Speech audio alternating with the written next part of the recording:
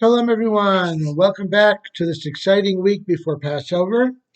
And I'd like to take this time to go over some of the basic rules of Passover, especially the eve of Passover. This year it's a little different. You probably heard about it. Passover, of course, the first night is Saturday night, this coming Saturday night. So therefore, it comes out the things are a little bit different on the eve of Passover. Usually, on the eve of Passover, we burn the chametz in the morning, and the night before we do b'dikas chametz. We check the chametz. Not this year. This year things are quite different. So let's go over it. First of all, the fast of the firstborn is actually on Thursday. It's postponed from normally it would be Shabbos, but there's no fasting on Shabbos, so therefore it would be Friday, right? But no, but actually, since we're postponing it one day, Friday would be inconvenient to have a fast day, so they made it on Thursday. That's how the rabbis figure it. So the fast of the firstborn is Thursday morning. We will be having at the Shul a Siyum, a conclusion of a tractate of the Talmud after davening. Services are at 6:30 in the morning. Services are at 6:30 in the morning, followed by a siyum. I will actually be doing a siyum, a conclusion of a tractate of the Talmud of the Gemara of Pesachim, dealing with Pesach. And for me, this is very significant because I am concluding the entire Talmud. So I'm actually making a siyum on the entire Talmud, which I have been studying myself for the last 7 years. So it's pretty special. I'll have some light refreshments given then, and you're welcome to join me. So the CM will be approximately 7 o'clock, and davening is at 6:30 on Thursday morning, this coming Thursday morning. The search for chametz is on Thursday night, this coming Thursday night. We take a candle and a feather and a wooden spoon, and we go around the house. We distribute 10 pieces of bread around the house in conspicuous places, say a blessing, and we search for the chametz. We will not burn the chametz, however, on Thursday morning, obviously, because we're going to be doing the search Thursday night, but rather we're going to be burning the chametz Friday morning at approximately the same time that we usually burn it, which is about 11:50. So everyone, please keep that in mind. About 11:50. Actually, I can tell you the exact time. To burn the chametz would be by 11:52 a.m. So we will not be having a public burning this year as we usually do. We didn't do it last year either because of the pandemic. So you're on your own. Just burn the chametz in your barbecue or whatever by 11:52 in the morning. We do not say kol chamira. We do not nullify the chametz yet because it's still going to be in our position even on Shabbos. So please keep that in mind as well. Then Friday night we go to Shabbos. The entire house should be Pesach. Everything should be kosher for Pesach. But we need some bread to make hamotzi both Friday night and Shabbos morning. So save some bread for hamotzi.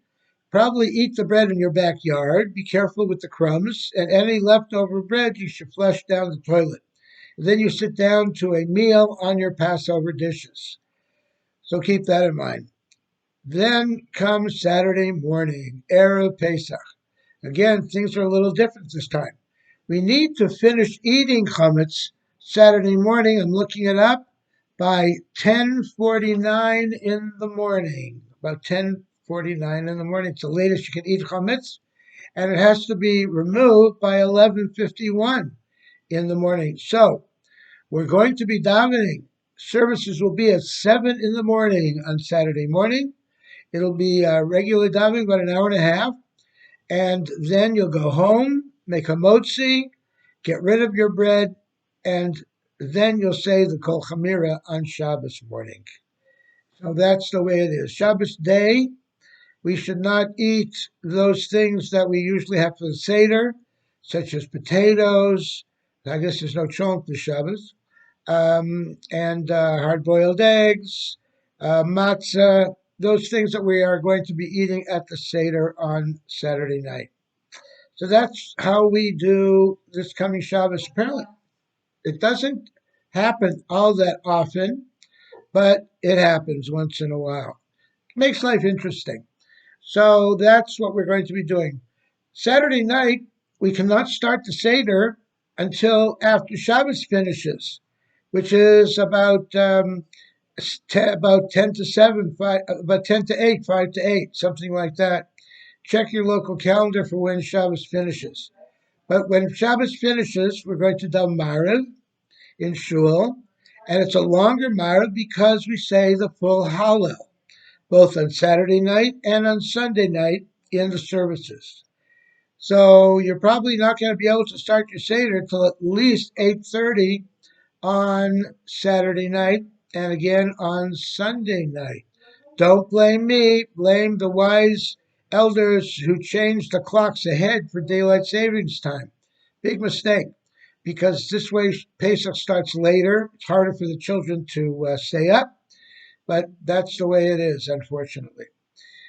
So make sure everybody gets a good nap Shabbos afternoon. That's a big advantage, by the way, this year, because normally we're working so hard and preparing and cooking up until the last minute when Pesach starts. This year we're not. We're going to finish all of our cooking and preparations on Friday evening. You're going to have a restful Shabbos and a long Shabbos day. Let's say you finish eating by 10:30, 10:40, 10:50, something like that, then davening mincha doesn't start until about 10 to 7. So you're going to have a long Shabbos afternoon. Take a nice long nap, rest up, get relaxed, take out a Haggadah, say the special parts of the Avadim Hayinu as is customary between Mincha and Maariv, and prepare things to say at the Seder, which would be very nice. Go over, review the Haggadah. It'd be a nice opportunity on Shabbos to do that. Saturday night, you're going to go into the Seder wide awake, refreshed, and ready to go. And it's going to be very, very exciting. So that's how it's going to be this year. And let's go over some of the traditions of the Seder. Of course, the Seder this year will be the same as every year, except the Kiddush will be a little different. It'll be with a Havdalah to it. Take a look at the Haggadah. It'll have a special Kiddush, which is a Kiddush for Pesach, as well as Havdalah. And then let's go over some of the things we're going to do at the Seder. We're going to be drinking 4 cups of wine or grape juice, preferably wine, sweet wine preferably. If it's difficult for you, then dilute it with some grape juice. If that's difficult, you drink all grape juice. Make sure, of course, the grape juice and the wine is strictly kosher. Here in San Diego, we're able to buy so many of our provisions from local establishments like Ralph's and La Jolla. So we're going to drink 4 cups of wine, at least 3.5 ounces each. Keep that in mind. 4 of them. We're going to eat karpas, which is a vegetable. Different people have different customs based on where you're from, either parsley or celery. The Jews of Russia, like Chabad, usually have a boiled potato or a raw onion. We dip it in salt water, and we make the bracha hadama, which will go on the maror later on as well. And we eat less than a kazayas, less than the amount required to say a concluding blessing, which is about less than a small egg worth. And we move on to the Haggadah. Later on, during at the end of the Magid section of the Seder, where we tell the story of Passover, we're going to eat matzah. We should have ideally the round shmur matzah that we usually have. I have still a limited amount of shmur matzah left if you'd like some. And the amount of matzah we eat for the mitzvah of matzah is about a half of a shmur matzah, or 3/4 of one of the machine-made matzah. Keep that in mind. And we're going to do that 3 times. We're going to do that for the mitzvah of matzah, al-achilas matzah, And then we're going to do it again for the Hillel sandwich, which we mix together with maror. And we're going to do it again at the end of the meal with the afikomen. Each time should be that amount of matzah. A half of a shmura, a three-quarters of a machine. Do your best. We're also going to be eating maror, the bitter herbs. Maror could be horseradish, but you need at least a kazayas of horseradish or of maror. Kazayas again would be the equivalent of a small egg's worth. So that's a lot of horseradish. Most people can't eat that amount. So romaine lettuce will do for maror. You can mix it with horseradish or not. But most people eat romaine lettuce. About 2 leaves of romaine lettuce is the amount for maror. We do not say a bracha hadama. We make the bracha al achilas maror on the eating of maror, since we already made a bracha hadama earlier with the karpas. Got that? Okay. Moving on. Then we put the matzah together with the maror, and we make a sandwich according to the way Hillel did it in times of the temple. And again, the same amount of matzah, half a matzah, same amount of maror, 2 medium-sized romaine lettuce, and we dip it in charoset. I forgot to mention the first time we eat maror, we also dip it in charoset, but we wipe the charoset off of the maror before we eat it. Why? Because charoset is sweet, maror is bitter, and by dipping the bitter maror into the sweet charoset, you are nullifying the bitterness of the maror. After all, we're supposed to eat maror, bitterness, representing the bitterness of the Jews in Egypt. So we do that twice during the eating of maror, and again with the Hillel sandwich. And we eat our meal. We begin our meal with a hard-boiled egg, which we dip in salt water, representing the tears that the Jewish people shed while they were in Egypt. And the meal begins. I don't know about you, but most of the time when I come to the meal, I'm not hungry at all. After eating all that matzah, eating all that romaine lettuce, and eating a hard-boiled egg, who's hungry? But it's a big mitzvah to eat. And therefore, on Shabbos day, we should not eat that much, even though it's Shabbos, but we should save our real appetite for Saturday night for the Seder. Eat on Shabbos, of course, but the appetite should also be for the Seder at night. We should try to keep the kids awake as much as possible, encourage them with incentives such as prizes and things like that. Remember, the Seder is for the kids, especially for the kids. That it's a very important teaching experience for the children, and they should be involved at the youngest of ages. Kids love staying up late at night. And this is one night that we encourage them to stay up late at night. Very often what happens is they fall asleep anyways, but we're going to do our best to keep them up. And if you haven't checked throughout your house already to make sure that there is no chametz anywhere in the house, get ready. I know we are very busy here in my house, cleaning and getting ready, and then a few days before Pesach, we start all the cooking. And we are all very, very careful to make sure that no chametz comes in contact with anything at all. One thing that I'd like to give a few suggestions for the Seder.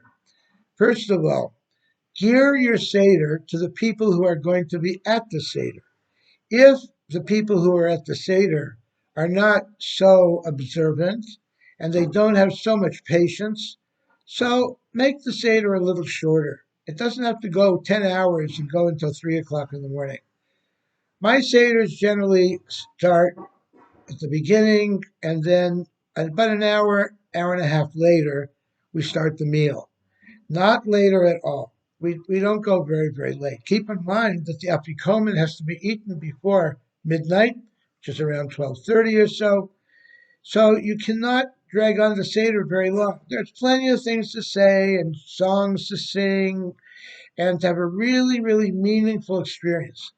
But there are four questions that the youngest one asks at the Seder. And some say there's a fifth question. What's the fifth question? When do we eat? So people are concerned about that. I remember years ago, there was a student at Chabad House who really was getting involved in Judaism, Jewish girl, and she wanted to make a beautiful, beautiful traditional Seder for her friends and some relatives who were going to come down from LA. Among them was her elderly grandmother.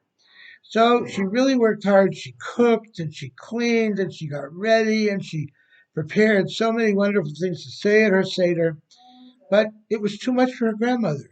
Her grandmother was tired and restless and uncomfortable, and her grandmother did not enjoy the experience at all. And her grandmother told people she wasn't enjoying the experience at all. It was not appropriate for the Seder, for her Seder to go very, very long. And she was very disappointed because she really, really was looking forward to it.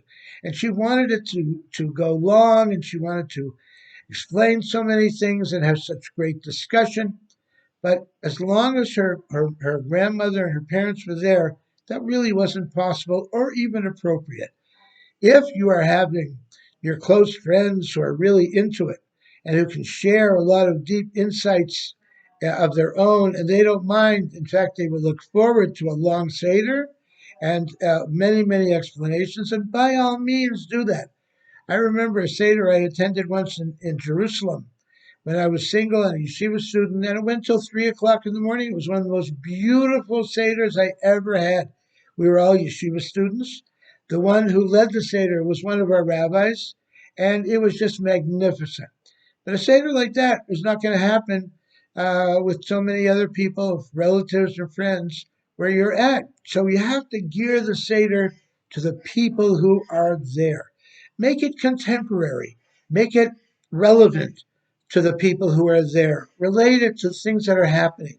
And my goodness, these days with the pandemic, there are so many things that we could share dealing with the pandemic and the challenges of the pandemic as well. There's so many things that we could talk about at the Seder situation in Israel. We're just finishing a an election very soon, so we can talk about these things and make it relevant, make it interesting, so that people will really enjoy it. And of course, the main theme of the Seder is the going out of Egypt and what it meant to the Jewish people and how the Jewish people became a nation at that moment, and who Moses was, and all of these various. There's so many beautiful things. What I suggest is prepare yourself beforehand. I mentioned before about reading the Haggadah and some of the commentaries. There's so many beautiful Haggadahs that you can look at to get some good ideas about what to talk about at the Seder. Talk about the Haggadah. It's very important that everybody should have the same Haggadah. There are many, many different Haggadahs, and some of the Haggadahs have different versions of the Seder. Not majorly, but minorly, but still, it can be confusing. You want to call pages when during the Seder is going on? It should be with the same Haggadah. Everyone should have the same Haggadah. It doesn't have to be a $65 version. It can be the Maxwell House Haggadah, very simple, plain, nothing fancy. But everyone should have the same Haggadah to join together. It should have English in it, if that is your native tongue, Hebrew and English. In fact, the Seder can all be done in English or the language that you are familiar with. We have many Russian Jews in our community now. We've been passing out some Russian Haggadahs, and they will conduct their Seder in Russian. So the entire Seder can be conducted in the language that you understand, that you know, and that you can relate to. And I think that's very important also. Just to recite the Haggadah out of rote in Hebrew, without anyone knowing what's going on and what it's all about, pretty much defeats the whole message of what Passover is all about. V'higadata levincha, and you shall teach your child. And the way to teach your child is by making it relevant, making it meaningful. This is our one opportunity during the year to teach our kids and to involve our kids and all people in the meaning of Passover and what it's really, really all about. So there are so many beautiful, very important things to know about. And I want to wish you all a very happy Pesach. I'd like to remind you once again, don't forget, please, to sell your chametz. Go online to chabaduc.org/Passover. Do it before Friday morning. The latest you can sell your chametz online is about 11:52 on Friday morning. Not later than that, or you'll be too late. A Jew is not allowed to see chametz in their home or own it, possess it. Bal yira ubal yimatzah, not to see it or to find it in your home. It has to be removed either by locking it up or by getting rid of it by 11:52 Friday morning, ideally, at least to say the Kol Chamira. You don't say that until Shabbos, but it should be burned by then. Again, you can eat chametz until Saturday morning, but by 11:52 it should be burned and sold by then. So keep that in mind. I want to wish you all a kosher and happy Passover. Our rabbis say that that is a traditional greeting of Passover, a kosher and happy Passover. Why? Because if it is kosher, then it will be happy. So, Shabbat Shalom, uh, a kosher and happy Pesach, and we'll look forward to speaking to you either later on the week or next week, Chol HaMoed Pesach. Shalom.